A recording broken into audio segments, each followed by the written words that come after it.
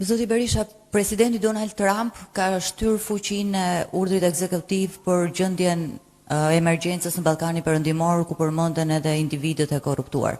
A keni ju një koment për këtë vendim? Ramaduro. Çfarë komenti tjetër don?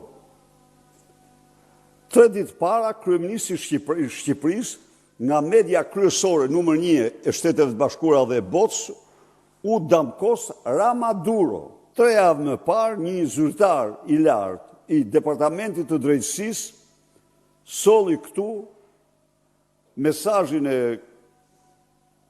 e ministrit të Drejtësisë së Shteteve të Bashkuara apo prokurorit përgjithshëm, quajini si doni, ishte një funksion, me të cilin kërkon që Shqipëria të merret me kartelet e saj të drogës.